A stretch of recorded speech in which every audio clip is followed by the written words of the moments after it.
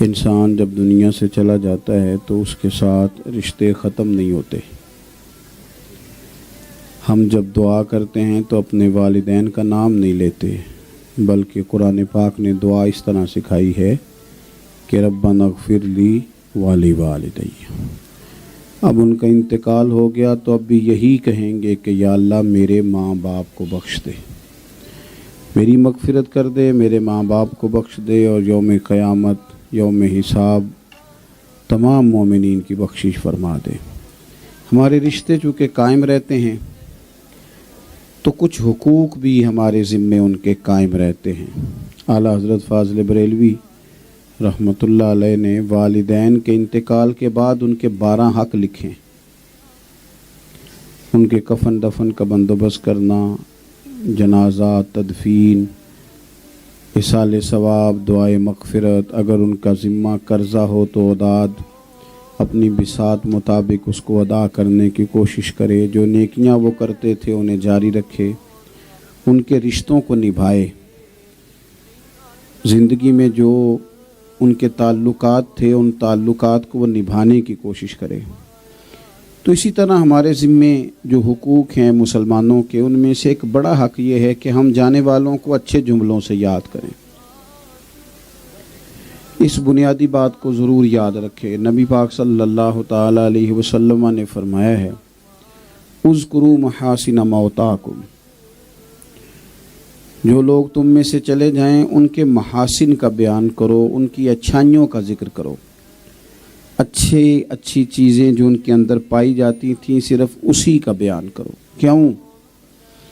اس لیے کہ مومن زمین پر اللہ کے گواہ ہیں۔ یہ جب کسی کو اچھا کہتے ہیں تو اس پر رحمت کا نزول ہوتا ہے، اس بندے پر فضل کا نزول۔ مومن کسی کو اچھا کہتے ہیں تو ایک تو ایسا نہیں ہے کہ جو لوگ دنیا سے گئے ان کے اندر کوئی کمزوری نہیں تھی، ہم انسان ہیں، سب کے اندر کمزوریاں ہوتی ہیں، غلطیاں ہوتی ہیں، سستیاں ہوتی ہیں، لیکن ہمیں یہ حکم دیا گیا کہ جب کوئی رخصت ہو جائے تو صرف اس کی خوبیوں کا بیان کرنا ہے، پھر اس کی خامیاں ڈسکس نہیں کرنی۔ کوئی ایسی بات نہ چھیڑیں جو بات اس طرح کی ہو جس میں کسی کی کمزوری کا پہلو نمایاں ہوتا ہو۔ دوسری بات یہ کہ ان کے لیے مناسب ایصال ثواب کریں، صدقات جاریہ کی صورت میں ہو، تلاوت قرآن پاک کی صورت میں ہو، کسی بھی صورت میں ہو تو ان کے لیے ایصال ثواب کا بندوبست کیا جائے۔ ترمذی شریف میں حدیث ہے، نبی پاک صلی اللہ تعالیٰ علیہ وسلم کی خدمت میں حضرت سعد حاضر ہوئے اور عرض گزار ہوئے کہ یا رسول اللہ صلی اللہ تعالیٰ علیہ وسلم، میری والدہ کا انتقال ہو گیا ہے، اب میں ان کے لیے کچھ کرنا چاہتا ہوں۔ تو حضور سید عالم علیہ السلام نے فرمایا کہ مدینے میں میٹھے پانی کا کنواں کھدوا دے، اللہ تبارک و تعالیٰ تیری والدہ کے لیے صدقہ جاریہ کر دے گا۔ انہوں نے کنواں کھدوایا، بیر ام سعد کے نام سے وہ کنواں مشہور بھی ہوا۔ تو اگر ہم اپنے جانے والوں کی طرف سے کوئی پانی کا آج کل بہت ساری جگہوں پہ ضرورت ہے، گہرے بور کرائے جائیں، یہ جو مسائل ہیں ہیپاٹائٹس وغیرہ کے، یہ پانی صاف نہ ہونے کی وجہ سے پیدا ہوتے ہیں۔ تو اگر کچھ ایسے رفائی کام کیے جائیں، فلاحی کام کیے جائیں اپنے جانے والوں کے لیے، تو یہ اس حدیث کی روشنی میں ہماری توجہ دلائی گئی ہے کہ کچھ خیر رستہ کشادہ کرنا بھی ایک خیر ہے۔ رستہ کھلا کر دینا، لوگ آسانی سے آ جائیں، آسانی سے، یعنی ہمارے ہاں لوگوں نے نا بہت سارے علاقوں میں میں نے دیکھا ہے کہ مخصوص چیزوں کو ایصال ثواب سمجھ لیا ہے۔ کچھ کہتے ہیں پھل نہ رکھا تو شاید ختم شریف نہیں ہوگا۔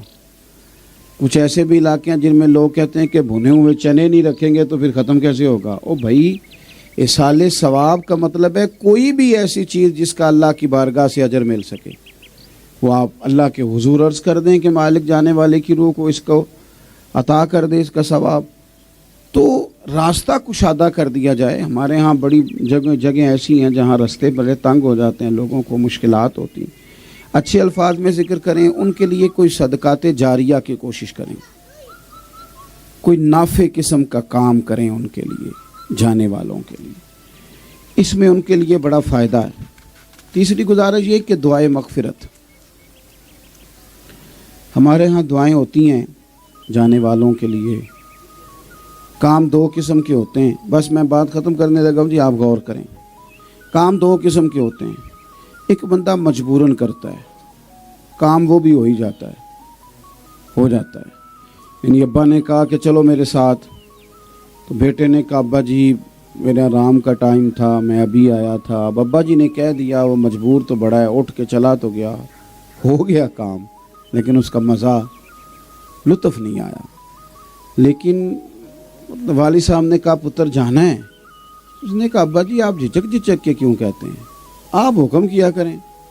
کوئی حرج نہیں، آج میں 1 گھنٹہ کم سو لوں گا، کیا ہو جائے گا. تو شوق سے گیا. تو کام ہمارے ایک بزرگ تھے تو وہ کہا کرتے تھے او پتر لولے لنگڑے کام نہیں کرنے چاہیے، کام صحیح صحت مند کرنا چاہیے. جسے کریں اسے صحیح کر کے کریں. ایک کر لیں زندگی میں. کچھ تو ہمارا یہ مسئلہ ہے کہ ہم سارے کام کرنا چاہتے ہیں. کچھ لوگوں سے ملاقات ہوتی ہے تو وہ سیاستدان بھی ہوتے ہیں، وہ عالم فاضل بھی ہوتے ہیں، وہ رفائی بھی ہوتے ہیں، وہ قبیلے کے انہیں اتنی ساری خوبیاں تو بندہ لے کے چل ہی نہیں سکتا. بندے نے بندہ ہی رہنا ہے. ایک کر لیں صحیح کر کے کریں. اسی طرح جب دعائیں مغفرت کریں نا کسی کے لیے تو رسمن نہ کریں. دعا منگو جی، دعا منگو جی. کئی دفعہ پوچھنے کو دل کرتا ہے کیا مانگا ہے آپ نے، کیا مانگا ہے. آپ مختصر سی دعا کریں کسی کے لیے، مختصر سی، پر جو کریں وہ ذرا دل سے کریں.